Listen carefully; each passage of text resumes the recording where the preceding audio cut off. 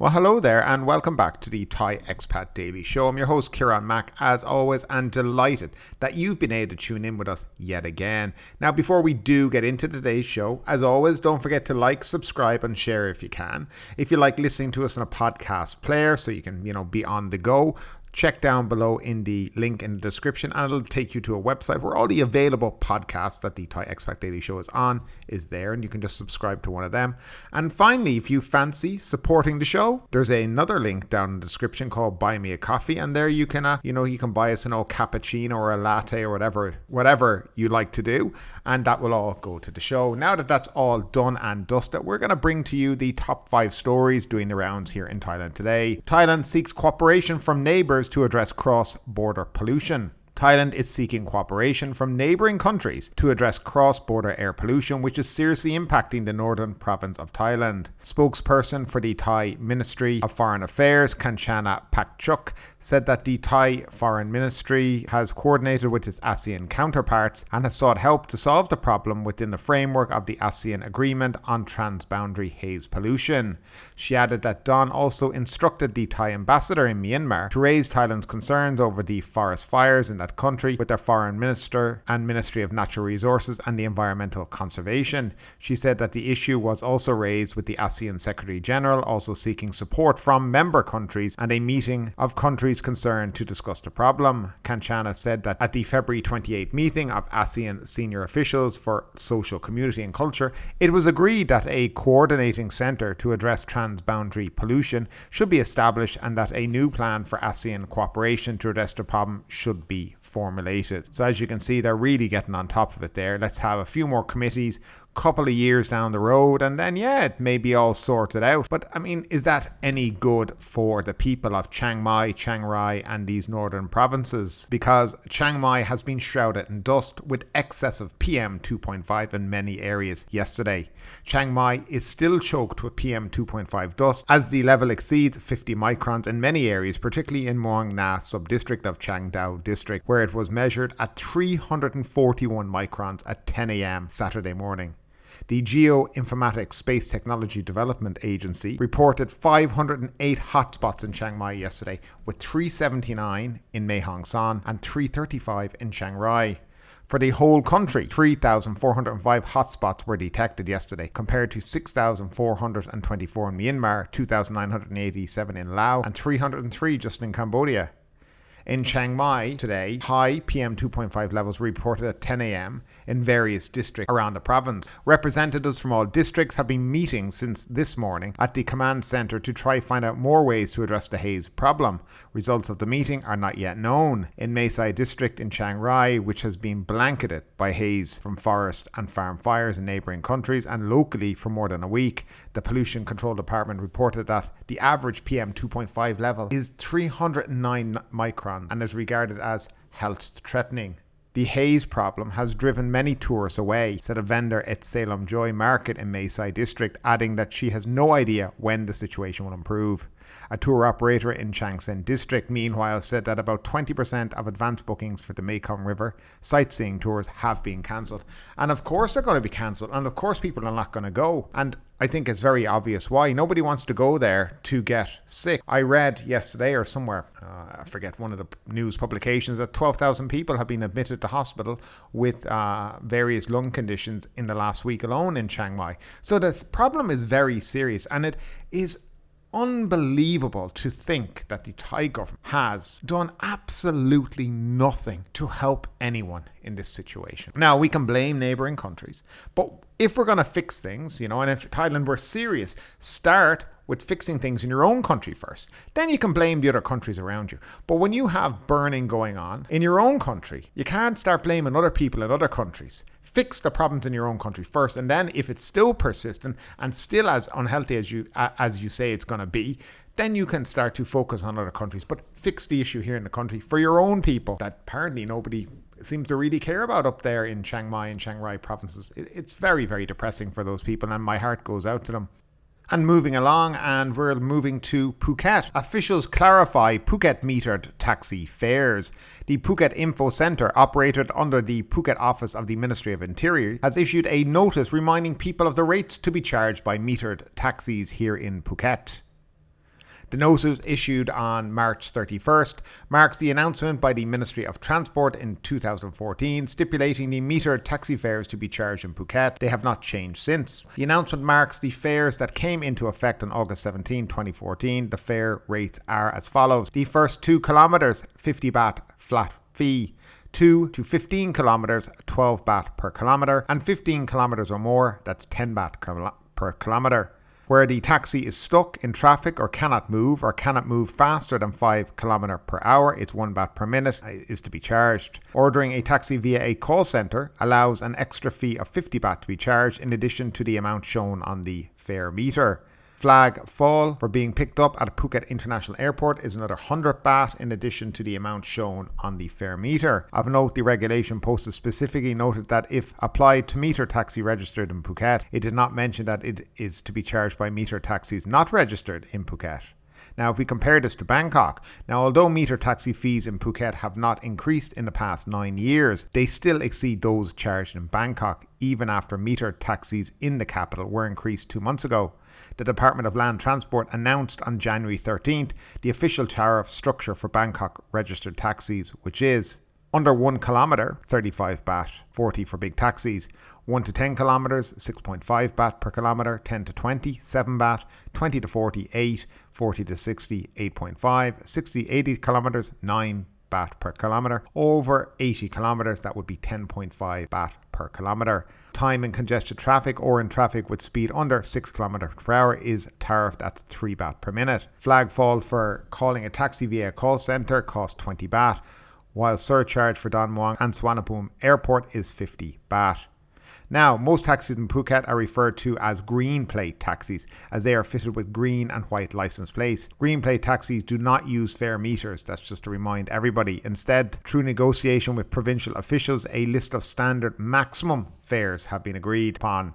The list of green plate fees were announced in 2021. While the fares agreed to were supposed to be the maximum, Jatawong Kewakasa, chief of the Phuket Land Transport Office, at the time admitted that the fares were open to negotiation. And that just shows you kind of the state of affairs in relation to taxis here in Phuket. An island that is overpopulated, an island that has too many cars on the road, where you sit in traffic all day long, which we could probably compare to Bangkok, has fees far greater for taxi fares than Bangkok has, the capital city. It also confirms what a lot of people will say to you, people who have lived in Bangkok and Phuket, that Phuket is in essence far more expensive than living in Bangkok. The cost of living is exceptionally high here in Phuket. And one of the things I have noticed, it's very hard to find a meter taxi, by the way. And just to let you know, half them won't turn on the meter. They don't want to. They want to charge you because they don't want to follow those fares. And I mean, as we spoke about in the last day in the last show, I just don't ever see it changing. I don't think there's going to be much. Taxi drivers just bitch and complain.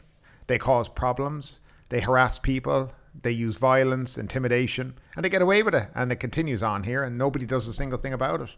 And they just go, every time there's an incident that's put down to a misunderstanding. Never seen so many misunderstandings in my entire life. Nevertheless, that's how it is in Phuket, where taxis are more expensive than the capital city of the country. Moving along, and kind of a follow-up on a story that we brought to you a couple of weeks ago. Foreigners arrested, property seized in child sex trafficking raids. Police have arrested 3 foreigners for paying for sex with a minor following further investigation into a child sex trafficking ring exposed when a bar in Patong was raided earlier this month. Deputy National Police Chief, Major General Surachat Hakparn announced the news at a meeting held at Region 8 Police Headquarters at the northern end of Phuket. The 3 arrested and charged for the offence were named as Paul Herbert Corbett, 67, from Australia, Max Ramsamy, 68, from France, and Mutu Pan, 44, from China. 3 other suspects wanted for the same offence had already fled the country, General Surachat said. The suspects were named as Jeffrey Lynn Aman, 50, and Jesse Demian, 49, both from the USA, and Hamed Salah Balobid, 40, from Saudi Arabia. Those 3 escaped. Now, they were 3 that are wanted for having sex with underage children. Arrests warrants have been issued and police are pursuing their arrest, he said. Officers have found that the Velvet Bar, located in Soy Sea Dragon off Bangla Road and raided on March 15th, was registered as operating under the company Arum Buluang Co. Limited. The company operated 3 more bars in Patong as part of the child sex trafficking network, Major General Surachat said. The bars were named as Model, Bangla Beach and Strip Phuket Bar. Arrest warrants have been issued for 5 company directors. Police have arrested 4 of them, including Benjamin Kratkiao and Supaporn Lyons, he said. Ronnie Peterhitch, a foreigner named as a company director, had already fled the country. Efforts were underway to have Interpol issue a red notice for his arrest, he said. The charges against the directors include breach of the Foreign Business Act for using nominees, he noted. The raid on the Velvet Bar in Patong had led to 36 raids in 10 provinces across Thailand, Major General Surachat explained. We served several warrants at 36 locations in 10 provinces, including Bangkok, Nonthaburi, Chonburi, Prachinburi, Nakhon Sawan, Nakhon Ratchasima, Surin, Ratchaburi, Phetchaburi and Phuket. We have seized 52 bank accounts, which had a turnover of 100 million Thai baht, he said. The Anti-Money Laundering Office, Department of Business Development and Ministry of Commerce had all assisted with the police operation, he noted. Police had seized assets worth in total 22 million baht, including 2 townhouses together worth 7 million baht, a condo worth 5, 4 plots of land worth 10 million and 4 motorbikes worth 500,000 baht, he added. 6 girls have been rescued and taken into care following the raid on the Velvet Bar and the further investigations, Major General confirmed. Police have identified 109 customers who had paid for sex with minors. Most of them were foreigners paying 10,000 baht a time, he said. Since the investigation had been expanded, another 4 victims have been found and taken into care, bringing the total number of girls rescued from the child sex trafficking network to 10, he added. Police will continue to look for more people involved in child sex trafficking and seize their assets to stop them from repeating the same business. The seized assets will be spent on helping the victims once the case is closed. Not mentioned in the office report of the meeting chaired by Major General Surachat yesterday was that the 5 top-ranking police officers at Patong Police Station, including Patong Police Chief Colonel Sujin Nilabi, have been transferred immediately pending further investigation into child sex trafficking ring operating in the Patong police area. No updates have been provided since the 5 officers were transferred on March 16th. So that is basically an update on that whole seeded, disgusting story of what seems to be, from what people have told me, well known. It's been going on there a long time. Now, another issue here, of course, is, or not another issue, but what's the best way to describe this? A lot of these girls that are, let's say, sold into the sex trafficking ring, it's done by their families to make money. And that's why they're sending these girls with people they apparently know to Phuket and other places. I think it's absolutely heinous. It's a disgusting crime. The people involved should get long prison sentences, and it just should not be allowed. I mean, Phuket likes to play itself off as a world-class destination. It likes to talk about all the positive things. But in essence, the only reason this was found out about, and let's be very honest about it, was an American non-profit organization was investigating it, and they reported it to the police. Not to the police, sorry, to another branch of the police, not the Patong police. That is the reason this was found out about.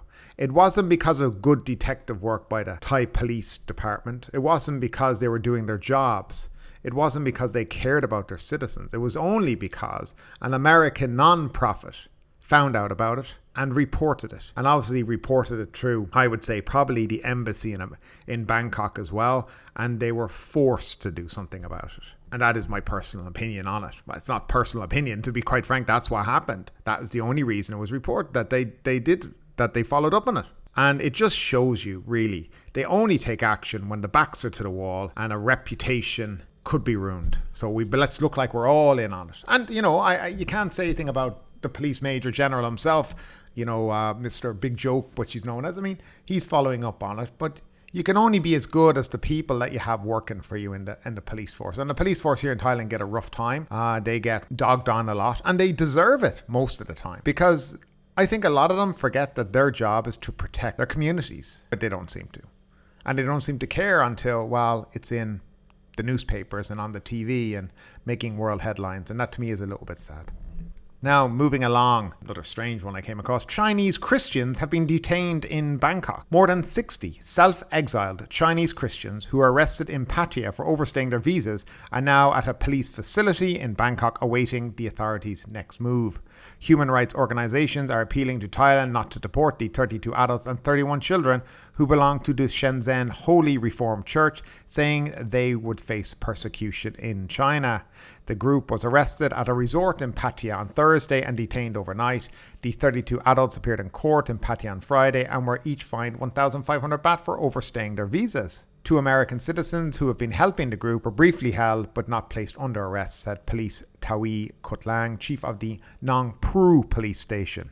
He said that the Chinese group would likely not be deported back to China. No, there won't be that thing. It's not going to happen, he told Benar News. We did not charge all of them because they were children as well. They were charged with overstaying their visas, staying too long and not renewing their visas. Thailand is not a signatory to the 1951 Refugee Convention, but the non-refoulement principle under international human rights law states that people cannot be sent back to a country where they are likely to be persecuted, tortured, mistreated, or have their human rights violated. After the court appearance on Friday, the group members were placed in 2 buses to be driven to Bangkok. A drive that would normally take 2 hours took closer to 5 hours because the passengers forced the buses to stop. They got out by the roadside saying they feared they were being driven to Suvarnabhumi Airport to be repatriated, and that's according to AP Press. Only after receiving reassurances by phone did the group continue their journey, arriving early Saturday morning at the Royal Thai Police Sports Club on Vipwadi Rangsit Road, which has space for a large number of detainees. The main immigration detention centre off Satan Road, where some detainees, including Uyghurs fleeing China, have languished for years, is notoriously overcrowded. Members of the Shenzhen Holy Reformed Church, also called the Mayflower Church, came to Thailand in 2022 from Jeju in South Korea, where they had been staying since fleeing China in 2019. They submitted applications for asylum to the UN High Commissioner for Refugee in Bangkok in September last year. And the story just basically goes on about that and how no decision has been made on their case here in Thailand. A little bit sad. I think Thailand certainly should not deport the people. I think they should do more to protect people. But of course, we all know that Thailand seems to be very much in the favor of China a lot of the time and do what their, big brother tells them to do. And it's kind of an unfortunate thing. I'm not sure what's going to happen to these people, but of course we'll keep our eye on it and we'll let you know and update you on the story. And before I get into the next and final story, I just want to bring you some information I just spotted literally as I was doing the show. The 45-day visa exempt entry program is finished as of today. You now get 30 days visa exempt or visa waiver like before. So the 30-day visa and then the 30-day visa on arrival program for the 17 countries that buy one for 2,000 baht when they show up here goes back to 15 days like it was before. And just let me clarify that one more time again.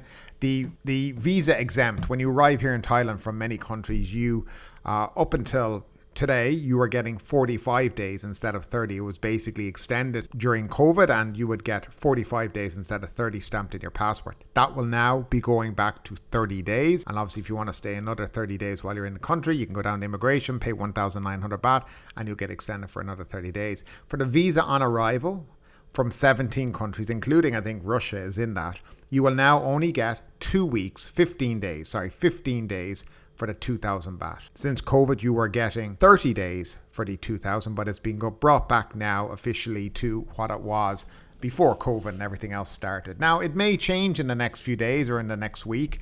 It's a weekend, so the government probably didn't think about extending it because there was talk about extending it, but that has not happened. So just bear that in mind if you are coming to Thailand from one of those 17 countries. You will be only getting 15 days, and I believe you can only extend it by 7 here in the country as well for the visa on arrival. And finally, heat waves spark health fear. The Thai Meteorological Department on Friday urged citizens to beware of the heat, especially vulnerable groups, as the weather is expected to remain hot and sunny until early May.